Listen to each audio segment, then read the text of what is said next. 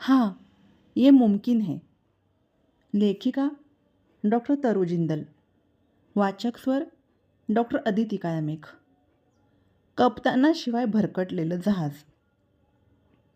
एका दुपारी मी प्रसूती कक्षात गेले तर एका बाईला अगदी शेवटच्या टप्प्यातल्या प्रसूती वेदना सुरू होत्या. पण तिचं संपूर्ण शरीर सुजलं होतं. मी तिचा रक्तदाब तपासला तर तो फारच जास्त होता. तिच्या पोटातल्या बाळाने गर्भाशयातच मलविसर्जन केलं होतं, ज्याला मेकोनियम म्हणतात, आणि त्याच्या हृदयाचे ठोके क्षणाक्षणाला मंदावत होते.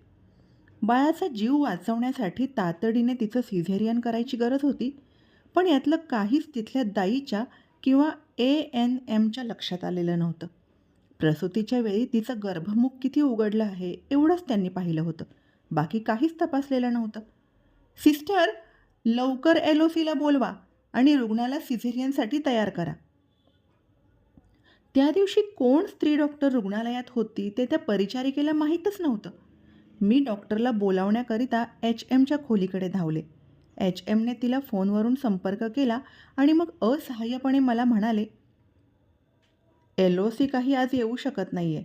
आज तिचा उपास आहे. तिने रुग्णाला दुसरीकडे पाठवायला सांगितले. दुसरीकडे पाठवायला? कुठे? LOC असं यायला नकार कसा काय देऊ शकते? मला धक्काच बसला होता. मुझफ्फरपूर मेडिकल कॉलेजमध्ये रुग्णाला न्यायला तिनं सांगितलंय. किती दूर आहे ते इथून? 1.5 तासांच्या अंतरावर. विजयजी, तुम्ही हे बोलताय? ते बाळ इतका वेळ जिवंत राहील असं वाटतंय का तुम्हाला? तोपर्यंत तर आईलाही फिट येऊ शकते. मग मी धावतच DSकडे गेले. मला आशा होती की ते तरी LOCवर येण्याबाबत दबाव टाकू शकतील. पण त्यांनी तर तिला फोन करायचीही तसदी घेतली नाही. उलट ते सरळ मलाच म्हणाले, मॅडम, आपल्याला तिचाही विचार केला पाहिजे ना. उपास असताना कशी काय येणार ती? माझ्या कानांवर विश्वासच बसेना. त्या सगळ्यांना धरून गदा हलवावं असं मला त्या क्षणी इतक्या तीव्रतेनं वाटलं. इथे माणसांच्या जीवन मरणाचा प्रश्न आहे हे ते सगळे विसरले होते का? आणि प्रसूती वेदनांच्या त्या शेवटच्या टप्प्यावर त्या बाईला दुसरीकडे जायला सांगण्यात येत होतं. तिचे नातेवाईक प्रचंड चिडले आणि त्यांनी शिव्यांची लाखोली वाहिली. पण शेवटी जवळच उभ्या असलेल्या एका खाजगी रुग्णवाहिकेमधून ती बाई दुसरीकडे गेली आणि मी फक्त अगतिकपणे पाहत राहिले. तातडीने वैद्यकीय मदतीची आवश्यकता असणाऱ्या एका आईला मदत करण्यात इथली व्यवस्था सपशेल नापास झाली होती. इतक्या मोठ्या जिल्हा रुग्णालयात इतकी साधी प्राथमिक शस्त्रक्रिया होऊ शकत नाही, याला काय किंवा कोण जबाबदार आहे याचा विचार मी करत राहिले. दुसऱ्या दिवशी सकाळी आदल्या दिवशीची ती लेडी डॉक्टर मला भेटली. ती माझ्याकडे पाहून मस्त हसली आणि तिने विचारलं, डॉक्टर तरु, काल उपास केला की नाही? तुमचं लग्न झालंय हो ना? नाही, मी नाही केला उपास. डॉक्टर तरु, इथे काम करणं इतकं कठीण आहे ना.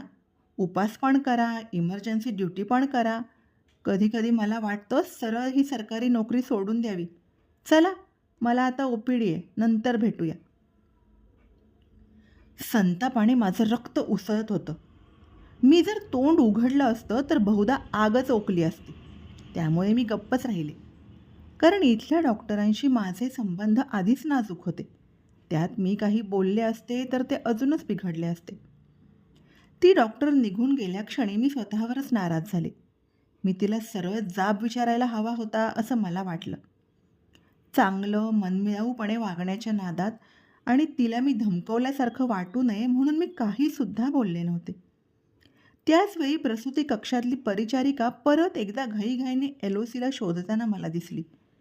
LOCला शोधणं हे बहुधा या परिचारिकांचं त्यांच्या कामाव्यतिरिक्तचं बिनपगारी कामच होतं. काय झालं सिस्टर? मी विचारलं. मॅडम, एक गरोदर बाई आली आहे. तिला काय झालंय ते काही मला समजत नाही आहे, पण तिची अवस्था गंभीर वाटतीये. आज कोण LOC आहे ते मी शोधतीये. रोज कोण LOC आहे हे तुमच्यापैकी कोणालाच कसं माहीत नसतं सिस्टर? मॅडम, हे लोक त्यांच्या त्यांच्या सोयीनुसार ड्युटी बदलत राहतात. आम्हाला कसं कळणार ना मग? बरं मी जाते आता. असं म्हणून ती HMच्या खोलीकडे पळाली. तोवर मी प्रसूती कक्षाकडे धावले. मी त्या आईला तपासलं. तिचं गर्भाशय फाटलं होतं. तिच्या नाडीचे ठोके मंदावलेले होते आणि तिला अंतर्गत रक्तस्राव होत होता. तिचा जीव वाचवण्यासाठी पुढच्या काही मिनिटांमध्येच तातडीने शस्त्रक्रिया आणि रिससिटेशन करणं अत्यावश्यक होतं. जर LOC कोण आहे हेही कोणाला माहीत नव्हतं, तर त्यानंतरची LOC, भूलतज्ज्ञ, OT, रक्तपेढी या सगळ्यांची मूठ कशी बांधली जाणार होती? उपलब्ध साहित्य वापरून आम्ही प्राथमिक उपचारांना सुरुवात केली आणि OPDमध्ये असलेल्या लेडी डॉक्टरलाच LOC ऐवजी शस्त्रक्रियेसाठी बोलवायला मी त्या परिचारिकेला पिटाळलं. 5 मिनिटात ती परत आली आणि म्हणाली, मॅडम म्हणतायत की OPDत खूप रुग्ण आहेत आणि तसंही आज त्यांची इमर्जन्सी ड्युटी नाही आहे, त्यामुळे त्यांची जबाबदारी नाही आहे. त्यांनी रुग्णाला मुझफ्फरपूर मेडिकल कॉलेजला न्यायला सांगितलंय. सिस्टर, अहो पण रुग्ण तिथंपर्यंत पोहोचू शकणार नाही. पुढच्या अर्ध्या तासात सुद्धा काहीही बरं वाईट होऊ शकतं. प्लीज LOCला बोलवायचा प्रयत्न करा. मी अगतिकपणे ओरडले. पण ती परिचारिका बिचारी काही करू शकत नाही हे मलाही माहीत होतं. काय करू मॅडम? मी किती वेळ फोन करायचा प्रयत्न करते, कोणीच उचलत नाही आहे. पण आपण रुग्णाला इथे सुद्धा नाही ठेवू शकत ना. जर काही बरं वाईट घडलं तर हॉस्पिटलमध्ये तोडफोड करतील नातेवाईक. रुग्णाने लवकरात लवकर दुसरीकडे गेलेलं बरं. तोडफोड? खरंच? कोण तोडफोड करेल इथं येऊन? माझ्यासमोर हाताची घडी घालून उभे असलेले हे गरीब अशक्त आजोबा, ज्यांच्यापाशी माझ्या केसालाही धक्का लावायची ताकद नाही आहे. इथे प्रत्येकच गोष्ट टाळण्यासाठी काहीतरी कारण शोधून ठेवलेलं होतं. मी अजूनही काहीतरी पर्याय सापडतोय का याचा विचार करत असलेले पाहून त्या परिचारिकेने आणखी काही कारणं माझ्यापुढे केली. तसंही भूलतज्ज्ञ काही या केसला स्वास्थ्याचं प्रमाणपत्र देणारच नाही, कारण रुग्णाचे लॅब रिपोर्ट नाही आहेत आणि शिवाय रक्तपेढीतून रक्त मिळवायला काही तास जातील. तिच्याकरता कोण रक्तदान करेल ना? त्यांच्यापाशी तर पैसेही नाही आहेत. अरे देवा, इथल्या अडचणी तर अनंत आहेत. सगळ्या व्यवस्थेलाच ती रुग्ण इथून निघून जायला हवी आहे. त्या रुग्णासमोरच्या खुर्चीवर मी कोसळले आणि डोक्याला हात लावून बसून राहिले. काही मिनिटांनंतर ते आजोबा आपल्या रक्तस्राव होणाऱ्या मुलीला तसेच घेऊन रिक्षातून निघून गेले. खाजगी रुग्णवाहिका भाड्याने घेण्या इतके सुद्धा पैसे त्यांच्यापाशी नव्हते आणि सरकारी रुग्णवाहिका कुठे होती हे विचारायची तसदी कोणीच घेतली नाही. आणि प्रसूती दरम्यान होणाऱ्या मृत्यूंचा दर कमी करण्याचा भारत जोमाने प्रयत्न करत होता. मी आतल्या आत धुमसत होते. कोणाला या घटनांबद्दल कधीच समजणार नाही.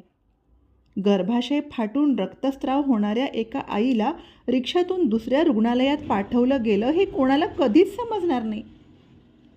LOCशी संपर्क का होऊ शकत नव्हता किंवा OPDतली लेडी डॉक्टर इतकी व्यस्त होती का की ती मदत करायलाही तयार झाली नाही, याविषयी कोणीही कधी प्रश्न उपस्थित करणार नाही.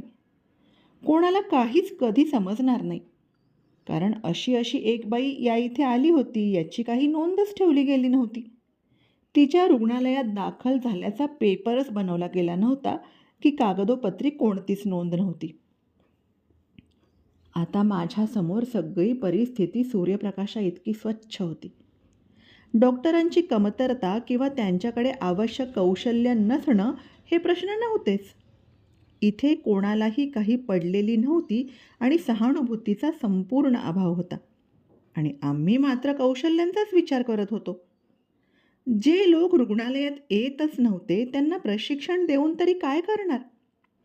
या सगळ्या प्रकारात डॉक्टर्स उपस्थितच नव्हते. या सगळ्या व्यवस्थेला शिस्त लावायला कोणातरी कठोर व्यक्तीची गरज होती. पण हे कोण करणार होतं? सिव्हिल सर्जन, DS किंवा HM सगळेच हतबल वाटत होते. आमच्या प्रशिक्षणाचा काही फायदा होणार का असा मला प्रश्न पडला. इथे प्रत्येक तासागणिक एखादी नवीन कहाणी घडत होती. जिल्हा रुग्णालयाच्या फिकुटलेल्या पांढऱ्या भिंतींबरोबरच मीही आता इथल्या वाईट परिस्थितीची मुकी साक्षीदार बनत चालली आहे असं मला वाटू लागलं. धन्यवाद.